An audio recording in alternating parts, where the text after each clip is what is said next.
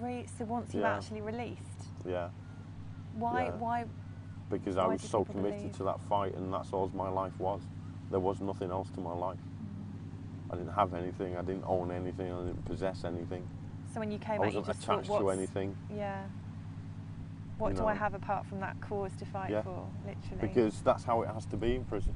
And that's how it was for me. You know, I didn't have a wife and kids and a career or a job or anything else when I first went into prison. You know, I didn't really have anything when I went into prison. And I had nothing all the way through. A lot of the time, quite literally. You know, you're walking around in a pair of shorts and flip-flops. Because that's all I had.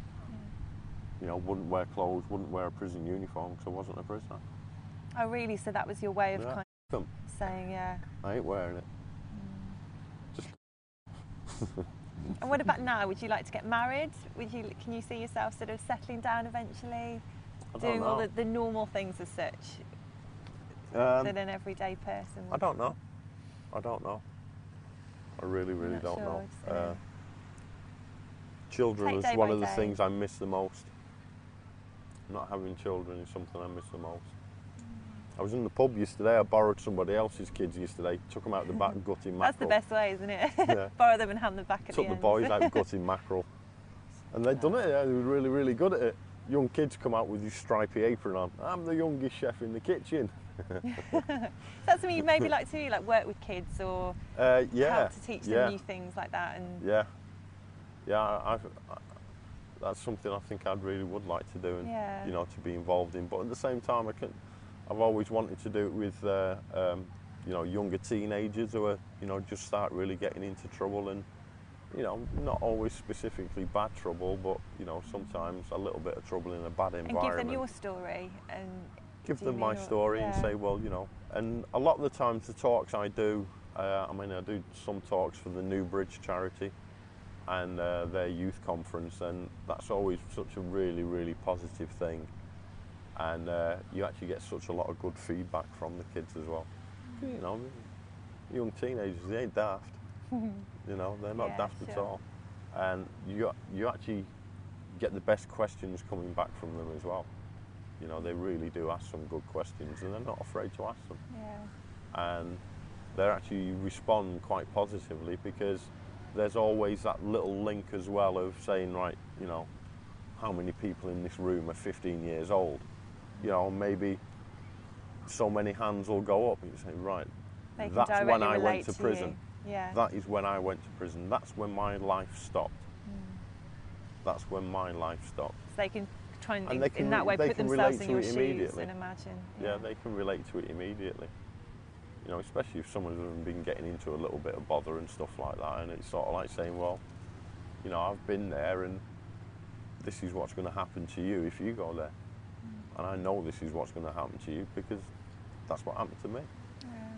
Now, I don't mean as a miscarriage of justice. I mean as in, you know, getting into the trouble and being involved with the police and, you know, going to prison. You know, and if I can stop that, and if I can do, you know, anything to help that, yeah, I think that's a good thing to do. And I get such a lot out of it as well. So in that way, you're using an extremely bad experience to try and turn it around and use it for something positive. Because then, if you're using it negatively, then they're still controlling you. Exactly. And I refuse to give them any shape, form of control over me while I was in prison, whatsoever. I'd give them nothing. So you're not going to do it now? And I ain't going to do it now. And at the same time, you know, I mean, I go to universities and talk to criminology students, trainee probation officers, you know, and things like that. And these are people who, you know, one day are going to have to deal with somebody like me. And if by talking to me or listening to me or hearing me, that one day they, you know, maybe do something a little bit differently, then, you know, that can only be positive. It's been worthwhile. Yeah, it's been worthwhile. And it makes something what was almost entirely negative and wasteful, not wasted, but wasteful, far more positive and worthwhile. And that's all I think I can do. Finally, do you have a message for anyone who might be watching? Anything you'd like to say? Get involved. these things are happening out there all the time. Get involved. Don't have to leave the comfort of your own home. You can sit there and find out information, write letters. You know, write letters, find out about what's going on. Get on the internet. You know, you soon find out the campaigns that are actually going on. Campaigns that you never even heard of before. You know, and I'm not asking people to dive in there and become a full-time campaigner about anything and everything. I'm saying, take a look. Be aware. Have a look with an open mind and be aware. Yeah. And, you know, the people we vote into power in Parliament are the people who can change things, and they won't unless we make them. And we have to make them. And the only way of making them is actually going to them and saying so. And, you know, these are, you know, some little positive things that you can actually do. It doesn't take a lot. Yeah. Not actually you should stand outside a prison and wave a placard. You can do that if you want. And, you know, I'd be quite happy to go along with people and do that. But at the same time, I mean, you don't have to do that. You can do it as a, you know, ordinary citizen and express your concerns about what's being done in your name, because that's exactly what is being done. It's being done in your name. Well, thank you so much, Paul. We, all of us, appreciate it so much, and enjoy the rest of your life. Enjoy the travelling, see the world, and if I can afford it.